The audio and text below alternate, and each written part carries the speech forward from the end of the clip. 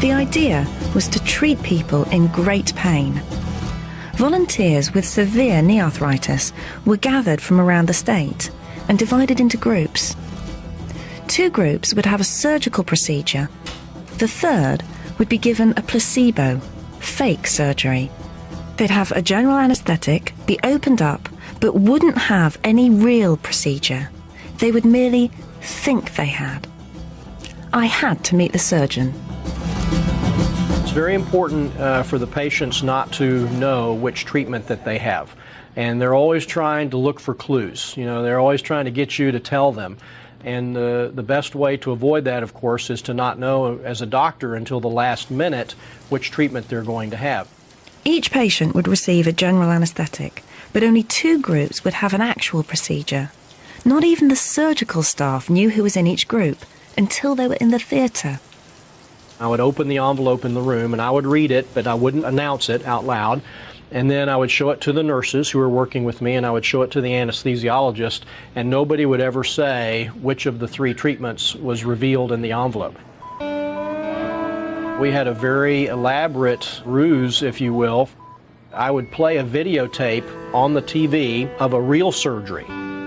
And while I was watching the TV, I would ask for instruments and pass things back and forth and carry on conversation as if it was what I would really have done if what was happening on the TV screen was actually going on during that surgery.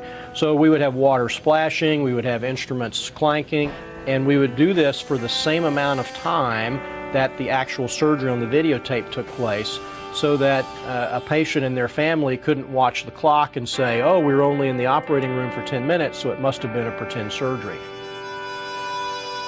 All this acting felt a bit weird to a doctor trained in standard surgical procedures. In the big picture, always in the back of my mind, I was thinking, good gosh, here's a patient who we're pretending to do surgery on. We're not really doing surgery, and you know, I'm a physician and a healer after all, and is this kind of really, you know, the right thing to do? Or what have I gotten myself into? It took 2 years for the study to be completed. Finally, it was time for Dr. Moseley to hear the truth from the patients themselves.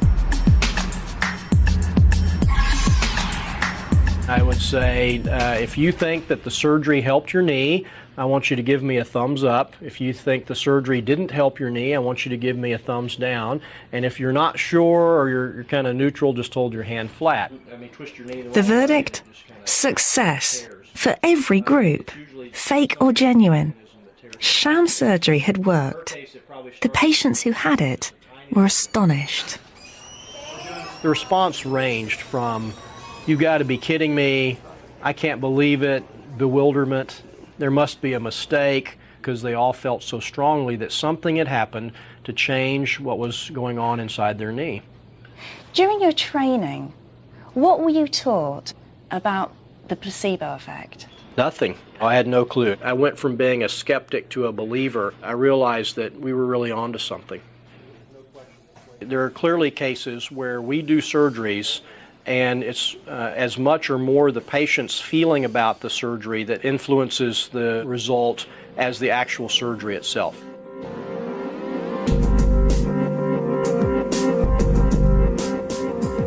Dr. Moseley had seen patients get better purely because of what was in their minds. The pain had gone. It seemed too good to be true, and it did all happen 7 years ago. I wanted to see one of the patients who'd been in great pain before having Dr. Moseley's surgery.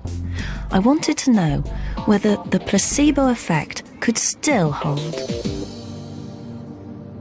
When I first had that pain, before that, I couldn't do a lot of things I did, like going fishing or playing basketball or going dancing. And after that, I was able to do that. He could. Woo. We could go dancing. He took me dancing, and he could dance all night. Can you describe what the pain was like before the operation? Terrible, awful. I didn't think that it could be any worse. It's emotional. Why is it because you were in so much pain before? Yes. And what would you say it was that really cured you? Was it Dr. Mosley, or was it you and your mind? That is kind of a intriguing question, you know, because I got to credit Dr. Mosley for doing what he did. But it was my mind that cured the problem.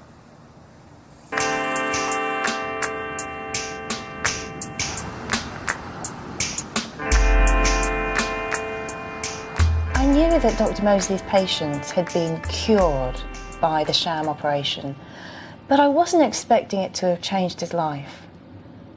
I mean, he couldn't talk about the pain that he'd experienced without crying. In order for a drug to be approved by the FDA, it must show itself better than a placebo, or a fake drug. This is because of the placebo effect, which we discussed last week, where patients often improve just because they think they're being treated with something. If we don't have a placebo or fake therapy, then the benefits seen by a new drug may be nothing more than wishful thinking. But when it comes to medical devices and surgery, the requirements aren't the same. Placebos aren't required. That's likely a mistake. On the other hand, how might placebos work in surgery? It actually turns out that fake or sham procedures have been around for quite some time, and they're important. Surgical placebos are the topic of this week's Healthcare Triage.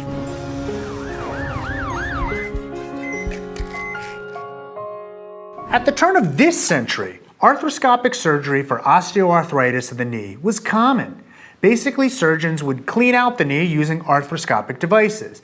They make small incisions and then insert tools to do the job. Another common procedure for the issue was lavage, where a needle would inject saline into the knee to irrigate it. The thought was that these procedures likely removed fragments of cartilage and calcium phosphate crystals that were causing inflammation. A number of studies had shown that people who underwent both of these procedures improved more than people who didn't. However, a growing number of people were concerned that this was really no more than placebo effect. And in 2002, a study was published that proved it. 180 patients who had osteoarthritis of the knee were randomly assigned to one of three groups. The first had a standard arthroscopic procedure, and the second had lavage. The third, however, had sham surgery. They had an incision, and then a procedure was faked so that they didn't know that they actually had nothing done. Then the incision was closed. The results were stunning. Those who had the actual procedures did no better than those who had the sham surgery. They all improved the same amount. The results were all in people's heads. Many were angry that this study occurred. They thought it was unethical that people underwent an incision and likely got a scar for no benefit. But of course, the same was actually true for people who had arthroscopy or lavage. They received no benefit either. Moreover, the results did not make the procedure scarce. Years later, still more than 500,000 Americans underwent arthroscopic surgery for osteoarthritis of the knee. They spent about $3 billion a year on a procedure that was no better than placebo. Sham procedures for research aren't new. As far back as 1959, the medical literature was reporting on small studies that showed that procedures like internal mammary artery ligation were no better than a fake incision for angina. And yet, in 2005, a study was published in the Journal of the American College of Cardiology proving that percutaneous laser myocardial revascularization didn't improve angina better than placebo either. We continue to work backwards and use placebo-controlled research to try and convince people not to do procedures rather than use it to prove conclusively that they work in the first place. A study published in 2003, without a sham placebo control, showed that vertebroplasty, or cement, worked better than no procedure at all. From 2001 through 2005, the number of Medicare beneficiaries who underwent vertebroplasty each year almost doubled, from 45 to 87 per 100,000. Some of them had the procedure performed more than once because they failed to achieve relief. But in 2009, not one but two different placebo-controlled studies were published, proving that vertebroplasty for osteoporotic vertebral fractures worked no better than faking the procedure. Over time, after the 2002 study showing that arthroscopic surgery didn't work for osteoarthritis of the knee, the number of arthroscopic procedures performed for this indication did begin to go down. But at the same time, the number of arthroscopic procedures for meniscal tears began to go up fast. Soon, about 700,000 of them were being performed each year, with direct costs of about $4 billion. Ironically, less than a year ago, many were shocked when arthroscopic surgery for meniscal tears in the knee performed no better than sham surgery. This procedure was the most common orthopedic procedure performed in the United States. The ethical issues aren't easily dismissed. Theoretically, a sugar pill carries no risk, and a sham procedure does. This is especially true if the procedure requires anesthesia. The surgeon must go out of his or her way to fool the patient. Many have difficulty doing that. But we continue to ignore the real potential that many of our surgical procedures and medical devices aren't doing much good. Rita Redberg, in a recent New England Journal of Medicine Perspectives article on sham controls and medical device trials, noted that in a recent systematic review of migraine prophylaxis, while 22% of patients had a positive response to placebo medications and 38% had a positive response to placebo acupuncture, 58% had a positive response to placebo surgery. The placebo effect of procedures is not to be ignored. Earlier this year, researchers published a systematic review of placebo controls in surgery. They searched the medical literature from its inception all the way through 2013, and in all that time, they could find only 53 randomized controlled trials that included placebo surgical arms. In more than half of them, though, the effect of sham surgery was equivalent to that of the actual procedure. The authors noted, though, that with the exception of the studies on osteoarthritis of the knee and internal mammary artery ligation that I already talked about, and I'm quoting, most of the trials did not result in a major change in practice. We have known about the dangers of ignoring the need for placebo controls in research on surgical procedures for some time. When the few studies that are performed get published, we ignore the results and their implications. Too often, this is costing us many, many billions of dollars a year and potentially harming patients for no apparent gain. Linda Bonanno knows it from daily life. She has struggled with IBS, irritable bowel syndrome, for 2 decades. It's horrible. Sometimes I could be fast asleep and wake up out of a dead sleep at 6 in the morning and just keel over in pain. Desperate for relief, she immediately signed up for a study at Boston's Beth Israel Deaconess Medical Center. I made an appointment and I went down there. She came home with fingers crossed and a 3-week supply of pills. The results seemed miraculous. As the days went on, after a week, I kept feeling better and better. Now I'm thinking, what's in this? So what was the special something in those pills? It was, drum roll, absolutely nothing. Linda was taking placebos, like these, with no real medication in them at all. What makes her story even more astonishing? Linda was told she was taking placebos. I remember the first day I took it, I said, why am I even taking this? You know, it's like a waste of my time. But when I saw that I felt better, I'm thinking, well, maybe he just told me it was a placebo, and it's a new medication they're trying out and didn't want me to know. Ted Kapchuk, a professor at Harvard Medical School, ran the experiment. What did your colleagues initially think? Oh, everyone thought I was crazy at the beginning of it. But it worked.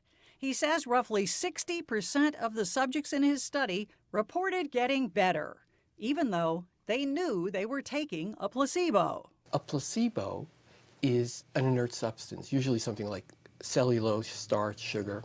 Placebo effect is actually everything that surrounds that pill. The interaction between patient, doctor, and nurse. It's the symbols, it's the rituals. Those are powerful forces. Doctors have understood the power of placebos, at least since they were used in clinical trials in the 50s. But fake pills work only in certain cases. There are a lot of illnesses you don't give placebos for, cancer or lowering cholesterol. Basically, the scope where a placebo effect is relevant is any symptom that the brain can modulate by itself. In those cases, just making an appointment, going to a doctor, and taking a pill suggests something may happen. About 35% of the time, people will report some symptomatic relief from taking a substance that is not biologically active. That's quite a People bit. will, yeah, it's very impressive. Dr. Arthur Barsky is a psychiatrist at Brigham and Women's Hospital in Boston. He says people even report side effects from placebos. Clearly, we are highly suggestible creatures. And there's some studies with, for example, with asthma, You can provoke an asthmatic attack by showing someone a pollen that they're allergic to, but it's in a sealed jar. I had a patient who had allergic dermatitis to cats, and she saw a cat on a television set, on a screen television program, and started to itch. Aware of the power of the mind, as many as half of all American doctors admit to having prescribed some form of placebo, according to a 2008 study. There are a lot of things that we do that aren't directly curative that make a difference. Prescribing vitamin pills, iron pills, cold packs, heat packs, giving antibiotics for a viral infection because the patient really wants it. And it's not just that the patient imagines feeling better.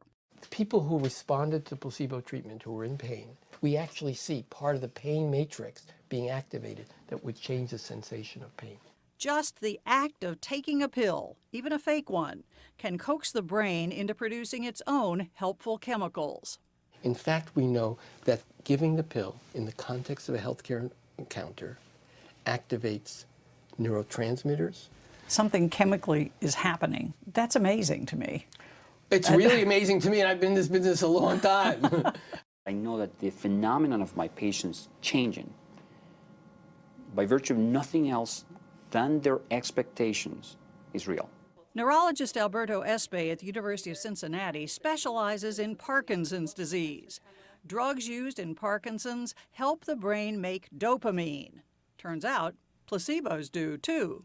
And this can be measured objectively, measurable changes within the brain. Very much so. Depression comes with Parkinson's, and you can really sink pretty fast if you let yourself. Bob Walton has lived with Parkinson's for more than a decade. Dr. Espay enrolled him in a study supposedly comparing an expensive drug to a cheaper one. But I actually felt a little better after I got the expensive one. Well, guess what? He did an interview with me at about an hour and a half after it was over with, and he said they were both saline solutions. These were both placebos. Both were placebos. And of course, there was no price difference at all. And so we have twice as much improvement if I think it cost a lot. Exactly. Not only did the supposedly expensive drug do twice the job, it did just as well as a real Parkinson's drug. So they thought that because it was expensive, it has to be good. Correct. And that alone can affect things physiologically. It does. The lesson here, says Dr. Espay, when patients believe in their medications, those medications just may work better. Now, to do your experiment, you had to mislead people. I did. How did you feel about that? Terrible. In fact, outside of clinical trials like Dr. Espay's, the American Medical Association frowns on deception in treating patients. Patients cannot be given a placebo without informed consent and told clearly, transparently what it is. But given Linda Bonanno's success with placebos for her IBS, it may not matter if patients know, which raises an interesting question. I think the next step is, how do we concretely use placebo effects in clinical practice? There are some ways in which we might be able to not deceive the patient, but still get the benefit. You tell the patient, we're going to give you the active medicine, but on some days you're going to get a placebo. And if that were to work, you would then lessen the chance of addiction, tolerance. It's cheaper. Meanwhile, Linda's symptoms are back full force. But she has an appointment with Professor Kapchuk. And I'm possibly going to go on placebos again and see what happens. And it seems so strange to hear somebody say, I'm going on placebos. I know. It's like saying, I'm about to start taking nothing again. Exactly. I'm really excited. In an earlier episode of Healthcare Triage, we discussed how placebo-controlled, randomized controlled trials showed that sugar doesn't make kids hyper. Placebos, or fake therapies, are important because people who think they're getting a treatment will often feel an effect. In the last trial discussed in that video, I talked about how parents who thought their kids had consumed a sugared beverage thought their kids were more hyper, even when that beverage was really sugar-free. Sometimes treatment is all in your head. The placebo effect is powerful. It's also the topic of this week's Healthcare Triage.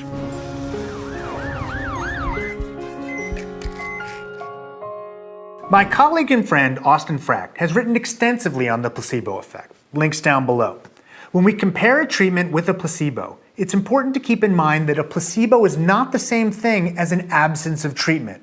In research settings, placebos are specifically designed to mimic treatment without the hypothesized few active ingredients or procedural steps. They still include a lot of components of care.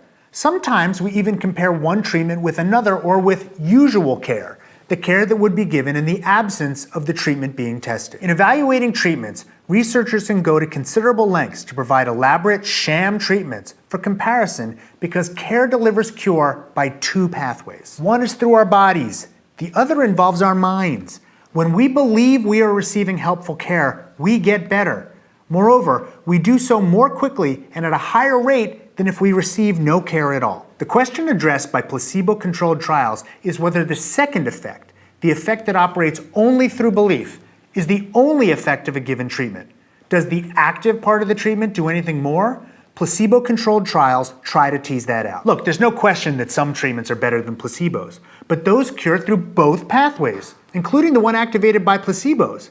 At the same time, the placebo effect is not universal. Some studies show no difference between placebo-controlled groups and no treatment groups. Although some of the ways in which placebos work are known, for instance by activating natural neurochemicals that make us feel good, we don't truly understand when and how they do or don't. Emergency physician David Newman, in his book Hippocrates' Shadow, highlights some great examples of how placebos work. To the research. Studies of placebo pills show that taking more is better. 2 sugar pills relieve more pain than 1. 2 pills provide more sedation than 1. And 2 sugar pills heal stomach ulcers more quickly than 1. Sugar pills. Research shows that if you take a placebo pill and put a brand name on it, it works better than the exact same pill without the brand name printed on it. Studies show that patients who don't skip doses of their placebo medication for cholesterol reduction survive longer than those who do skip doses of their placebo medication. Finally, research shows that taking placebos has been associated with measurements of increased endorphins, which are our body's natural pain relievers. Believing the pill works gets the brain to do the job for us. It's hard to reject the hypothesis that when we believe placebos will heal, they do, at least to some extent. Perhaps for this reason, our childhoods are full of placebo effects, and as parents, we deliver them to our children all the time. I can't tell you how many times I've used moisturizer to cure all kinds of aches and pains for my boys. A bandage over my girl's scrape that didn't even break the skin can end her tears. Hugs and sympathetic tones go a long way too. These are all placebos. Given all of this, it shouldn't be surprising that many physicians prescribe placebos. A study last year found that more than 10% of doctors in the United Kingdom used pure placebos, and nearly all of them used impure placebos, or unproven remedies, in their careers. This mirrored other research, which showed that 45% of German docs had used pure placebos and 76% had used impure placebos in the last year. In fact, doing so was common practice before World War II, with supportive publications in the medical literature as late as the mid-50s. One of the reasons was that back then we had fewer recognized active ingredient therapies. This practice faded away after the rise of placebo-controlled trials that yielded treatments that were shown to be better than placebos. But it has resurfaced in new forms. Today, our use of antibiotics for conditions that don't require them is a form of placebo prescribing. Acetaminophen, or Tylenol, for back pain appears to be a placebo effect as well. These may help patients feel better, but only because they believe they will do so. The active ingredient adds nothing. To the extent some doctors trick patients in an effort to achieve a placebo effect, most patients don't seem to mind. In a study published last year, only 22% of patients thought it was never okay for a doctor to prescribe some sort of placebo therapy. Nevertheless, deliberately harnessing just the placebo effect by prescribing a treatment that does not have any additional direct physical effect is an ethically gray area. The lesson of placebos is simple. The mind-body connection is strong. A lot of good can come from caring and feeling cared for. Sometimes we need and can find additional help from other therapies, but for a wide range of common problems, from earaches to knee pain to headaches, sometimes we don't. When a clinical trial tells us that a therapy is equivalent to placebo, that doesn't necessarily tell us that the therapy does little. It may tell us that the placebo does a lot. The therapy merely does nothing additional. The placebo effect can do a lot of the work.